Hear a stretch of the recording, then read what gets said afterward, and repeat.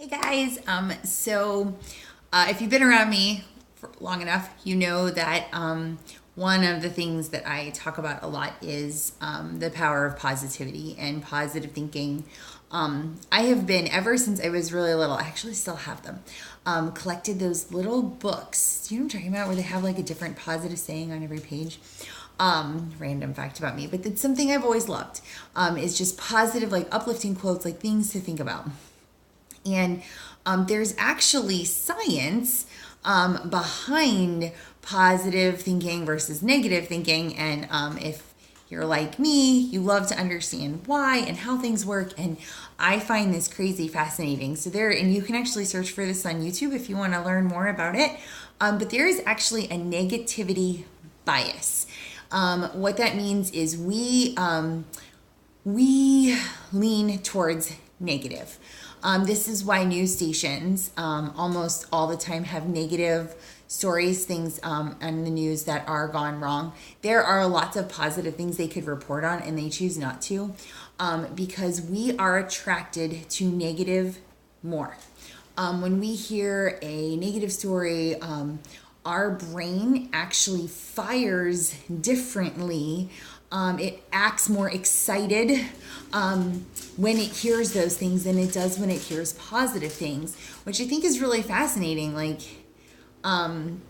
Because negative stuff can pull us down, right?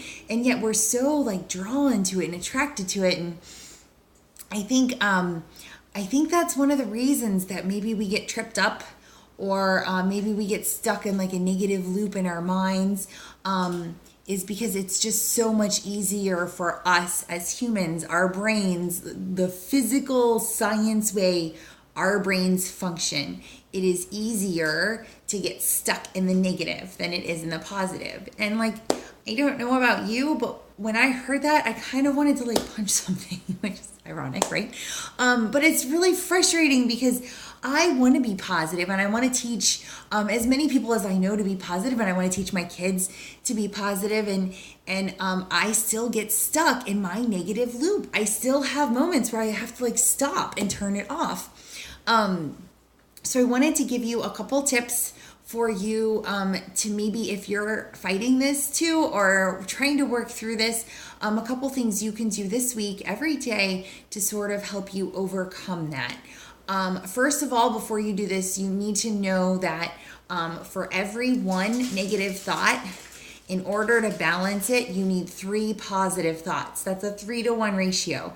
And then in many times in relationships, which we all know, we all have relationships with people that don't go the way we want them to, or aren't the kind of relationship we want, or whatever it is. But when you have one negative thought about a relationship or a person, it takes 5 to balance that out, you guys. How crazy is that? Like, does that make anyone else just really frustrated that the negative holds so much more weight in our life than the positive? So what you can do is, knowing this is really most of the battle. Like, being aware of that and knowing that it takes so much more positivity in your life to overcome the negative, you can do a couple things. Please, please, please be doing personal development every day. That is feeding your brain positive thoughts. I personally get up in the morning and we listen to Darren Daily, and we will listen to a podcast from our church.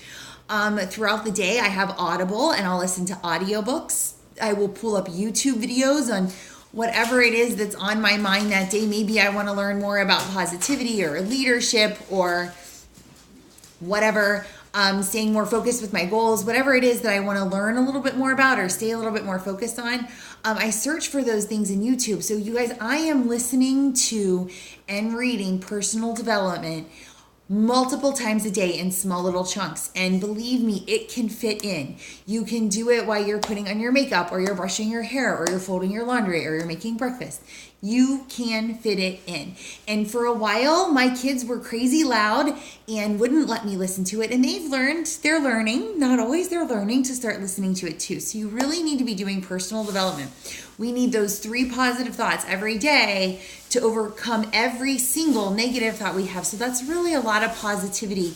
You need to feed yourself. You really need to be feeding yourself that. And then the other thing I want to challenge you to do is at the end of every day, before you go to bed, it's really important to do this before you go to bed because you refocus for the next day.